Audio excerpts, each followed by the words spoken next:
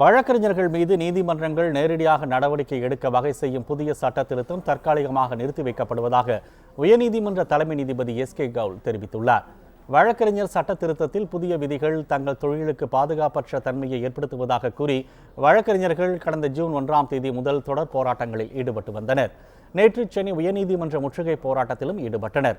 இந்நிலையில் இன்று காலை வழக்கு ஒன்றின் விசாரணைகளுக்கிடையே வழக்கறிஞர்கள் போராட்டம் குறித்து கருத்து தெரிவித்த தலைமை நீதிபதி எஸ்.கே. கவுல், வழக்கறிஞர் சட்ட திருத்தம் தொடர்பாக புதிய விதிக்குழுவிடம் பேசுமாறு வழக்கறிஞர்களிடம் பலமுறை தெரிவிக்கப்பட்ட பின்பும் நீதிமன்றத்திற்கு வெளியே நின்று வழக்கறிஞர்கள் சிறு பிள்ளைகளைப் போன்று போராட்டம் நடத்துவதாக கூறினார். வழிநடத்தி செல்லும் தகுதியுடையவர்கள் வழக்கறிஞர் சங்கத்தில் நிர்வாகிகளாக இல்லாததாலேயே போராட்டங்கள் தொடர்ந்து வருவதாக கூறிய எஸ்.கே. கவுல், பல்வேறு பிரச்சனைகள் தொடர்ந்து வரும் நிலையில் எதிர்காலத்தில் ஒவ்வொரு விதிகள் அமல்படுத்தப்படும் போதும் வழக்கறிஞர்கள் போராட்டங்களில் ஈடுபட்டால் எந்த விதிகளையுமே அமல்படுத்த முடியாது என்று தெரிவித்தார். இந்நிலையில் புதிய சட்ட திருத்தம் தற்காலிகமாக நிறுத்தி வைக்கப்படுவதாக தலைமை நீதிபதி தெரிவித்துள்ளார்.